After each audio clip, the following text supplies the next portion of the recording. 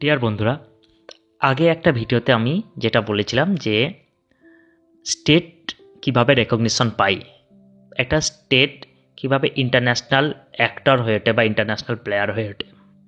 That means একটা state কিভাবে recognition হয়ে ইন্টারন্যাশনাল বিভিন্ন অর্গানাইজেশনে পার্টিসিপেট করতে পারে। তো মন্টেভিডিও কনফারেন্স 1933 কিছু শর্ত বলেছিলাম, যেটা একটা স্টেটের ল্যান্ড বাউন্ডারি থাকতে হবে, ডেফিনাইট ল্যান্ড বাউন্ডারি। দেন একটা স্টেটকে আরেকটা স্টেট মিউচুয়াল রেকগনিশন করতে হবে, that is a result of Vienna Congress. And third, যে স্টেটের একটা পপুলেশন থাকতে হবে, that is a result of German philosopher Georg Wilfred Hegel, Georg Wilhelm Friedrich Hegel. Hegel একটা কথা বলেছিলেন যে কোনো পপুলেশন ছাড়া কোনো স্টেট হতে পারে না, এবং তারপর থেকে এটা চলছে, এবং স্টেটকে আদার স্টেটের সাথে ডিপ্লোম্যাটিক ট্রিটি বা নেগোসিয়েশন বা আলোচনায় আসতে হবে। এবার আমি ফার্স্ট প্লেসে বলি যে what is state. Actually state কী জিনিস? স্টেট বা এক্ষেত্রে স্টেট মানে কিন্তু কান্ট্রি। আমাদের যেমন India as a country, Russia, China, United states of America, France, Germany যেমন কান্ট্রি, এখানে স্টেট বলতে কান্ট্রিকে বোঝানো হচ্ছে, কারণ ওয়েস্টফেলিয়ান সিস্টেমে এটাকে আমরা যেটা কান্ট্রি বলি দ্যাট ইজ স্টেটস বলা হয়, নেশন স্টেট।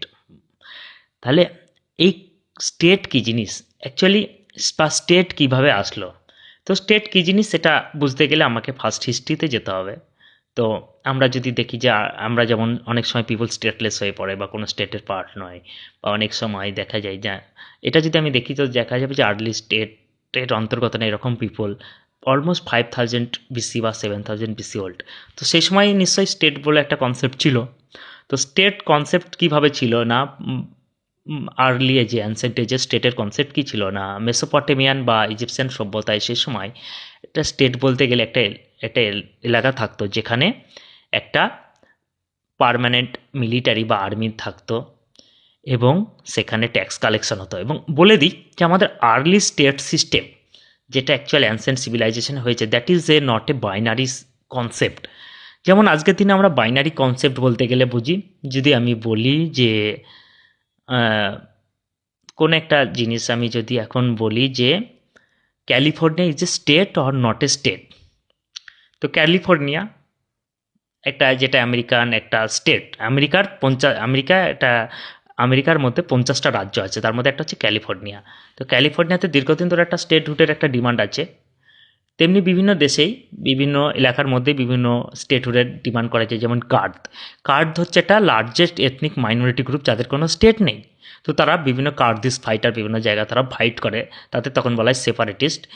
যেমন তারা ইরাকে আছে যেমন কিছু কার্দ, সিরিয়াতে যেমন কার্দ আছে, যেমন টার্কিতে কার্দ আছে। তো আমি যদি বলি কার্দিস্তান বা কার্দিস্তান স্টেট আর নট এ স্টেট, তো অ্যান্সার সিম্পলি 0 or 1 বাইনারি। তো not a state, California is a state or not state? Not a state, কারণ ক্যালিফোর্নিয়া বা কুর্দিস্তান কোনো স্বাধীন রাষ্ট্র নয়। বাট সেই সময় আর্লি মডার্ন যুগে যেটা মেসোপটেমিয়া সভ্যতায় স্টেট মানে যেটা আমরা বোঝাতাম যে that is A continuum, it is a continuous, যে হয়তো স্টেটের কিছু বৈশিষ্ট্য আছে বাট কিছু নেই।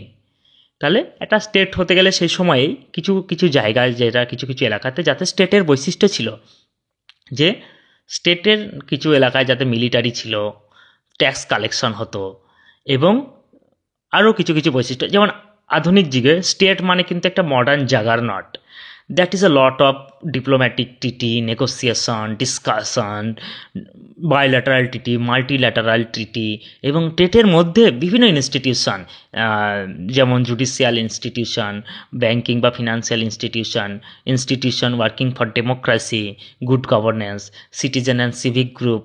বাট এত কিন্তু জাগারনট তখন ছিল না। তাই কিছু কিছু জায়গাতে ইট ইজ এ কন্টিনিউম, কোনো something is more state, something is less state. তো এরকম একটা স্টেটের কনসেপ্ট তখন থেকেই ছিল। এবার একটা স্টেটের সবথেকে একজন বড় থিঙ্কার আমি যদি বলি Thomas Hobbes, British philosopher Thomas Hobbes, তিনি একটা কথা বলেছেন, যদি স্টেট না থাকে তাহলে প্রত্যেকটা মানুষ এক একটা মানুষের সাথে এন্ডলেস কনফ্লিক্টে থাকবে। তো অ্যাকচুয়ালি থমাস হব তিনি তখন বলেছিলেন যে স্টেটকে বিল্ড করতে হবে বা ক্যাপাসিটি দরকার স্টেট বিল্ডিং, কারণ থমাস হব যখন বইটা লিখেছিলেন তখন ব্রিটেনে একটা সিভিল ওয়ার চলছিল।